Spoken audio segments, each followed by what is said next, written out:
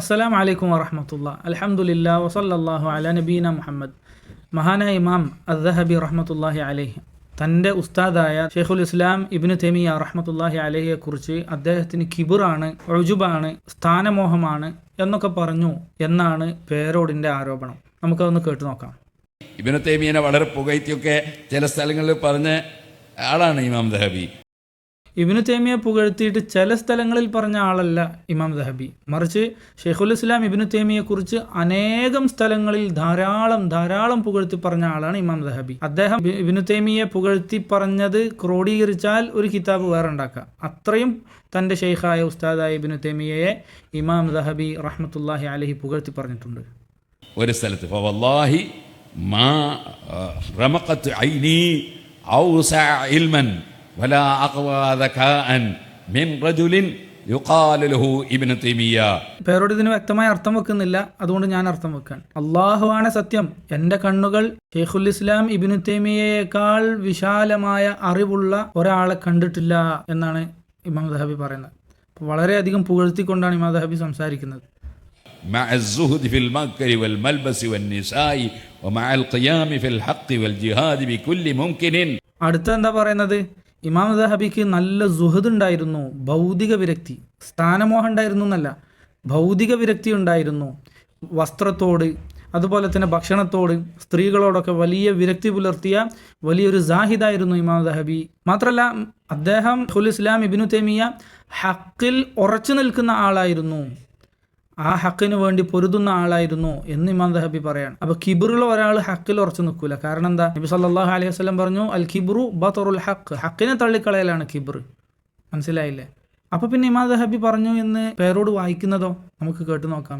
فما وجدت أخوه بين أهل مصر والشام وما مقتته نفوسهم واصدروا به وكذبوه وكفروه إلا لكبر ولعجب ولفرط الغرام في رياسة المشيخة والازدراء بالكبار.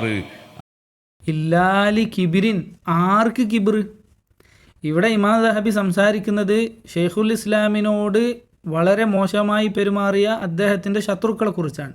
ഇബ്നു തൈമിയ്യയെ വളരെ അനീതിയിൽ അധിഷ്ഠിതമായി വിമർശനങ്ങൾ ഉന്നയിക്കുകയും അദ്ദേഹത്തെ കാഫിറാക്കുകയും അദ്ദേഹത്തെ ബിദഅയാക്കുകയും അങ്ങനെ വലിയ ആക്ഷേപങ്ങൾ ചൊരിയുകയും ചെയ്ത ആളുകളെ കുറിച്ചാണ്.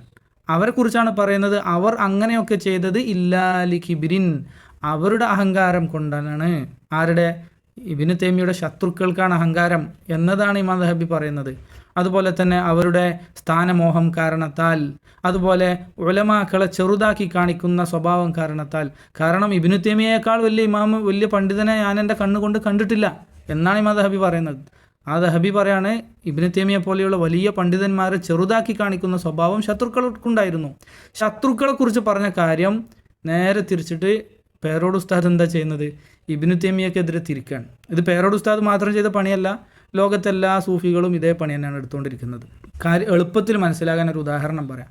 ഇപ്പോൾ പേരോട് പ്രസംഗിക്കുകയാണ്, ലോകം നിയന്ത്രിക്കുന്നത് മടവൂരാണ് എന്ന് വിശ്വസിച്ചാൽ അത് കുഫുറാണ്. പലയിടത്തും പേരോട് പ്രസംഗിക്കുന്നുണ്ടല്ലോ. ഈ ഒരു പ്രസ്താവന എടുത്തു വെച്ചിട്ട് ഒരാൾ പറയാണ് പേരോട് കാന്തപുരത്തെ കാഫിറാക്കി. കാരണം കാന്തപുരം പറഞ്ഞിട്ടുണ്ട് എൻ്റെ നിയന്ത്രണം മടവൂരിൻ്റെ കയ്യിലാണ് എന്ന്. അപ്പോൾ ആരെങ്കിലും വിശ്വസിക്കുമോ പേരോട് കാന്തപുരത്തെ കാഫിറാക്കിയെന്ന്? വിശ്വസിക്കില്ല. കാരണം എന്താ? നാഴികക്ക് 40 വട്ടം തൻ്റെ ഉസ്താദായ കാന്തപുരത്തിനെ പുകഴ്ത്തിപ്പാടി നടക്കുന്ന ആളാണ് പേരോട്. അപ്പോൾ പിന്നെ ആൾക്കാർ ഈ വരി എങ്ങോട്ടാണ് ചേർക്കുക? പേരോടിൻ്റെയും കാന്തപുരത്തിൻ്റെയും ശത്രുവായ പിന്നെ കുരുവട്ടൂരികളെ നേരെ തിരിക്കും. അത് കുരുവട്ടൂരികളെയും തരീക്കത്തുകാരെ പറ്റിയാണ് പറഞ്ഞതെന്ന് പറയും. അത്രയേ ഉള്ളൂ. ഇമാം ദഹബിയുടെ ഇബാറത്ത് എഹ്തിമാലുള്ളതാണ്, അതായത് രണ്ട് ഭാഗത്തേക്കും വ്യാഖ്യാനിക്കാൻ സാധ്യത ഉള്ളതാണ്. പക്ഷേ ഇമാം ദഹബിയെക്കുറിച്ച് അറിയുന്ന ഒരാൾ ഒരിക്കലും ഇമാം ദഹബി ഷെയ്ഖുൽ ഇസ്ലാമിന് കിബറുണ്ട് എന്ന് പറഞ്ഞു എന്ന് അംഗീകരിക്കുകയില്ല. മാത്രമല്ല ആ വാചകത്തിൻ്റെ തുടക്കത്തിൽ തന്നെ ഷെയ്ഖുൽ ഇസ്ലാം ഹക്കിൽ ഉറച്ചു നിൽക്കുന്നവനാണെന്ന് പറഞ്ഞിട്ടുണ്ട്. അതുപോലെ സുഹദുള്ള ആളാണെന്ന് പറഞ്ഞിട്ടുണ്ട്.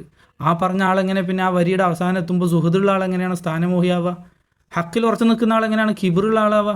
ഇഖ്ലാസുള്ള അള്ളാഹുവിന് വേണ്ടി ജിഹാദ് ചെയ്യുന്ന ആളെങ്ങനെയാണ് പിന്നെ റുജുബുള്ള ആളാകുക? വൈരുദ്ധ്യം പറയുന്ന ആളാണ് ഇമാം ദഹബി? ഒരിക്കലുമല്ല. വൈരുദ്ധ്യം പറയാൻ അദ്ദേഹം പഠിച്ചത് മർക്കസു സഖാഫത്ത് സുന്നിയയിലല്ല. ഷെയ്ഖുൽ ഇസ്ലാം ഇബ്നു തൈമിയയുടെ അരുമ ശിഷ്യനായിരുന്നു മഹാനായ ഇമാം ദഹബി റഹ്മത്തുള്ളാഹി അലൈഹി. അദ്ദേഹത്തിനെ പോലത്തെ ഒരു പണ്ഡിതനെ ഒട്ടാകെ തെരഞ്ഞിട്ട് ഞാൻ കണ്ടിട്ടില്ല. അദ്ദേഹത്തിന് പറ്റിയത് എന്താണ്? അതാണ് അദ്ദേഹം പറഞ്ഞത്.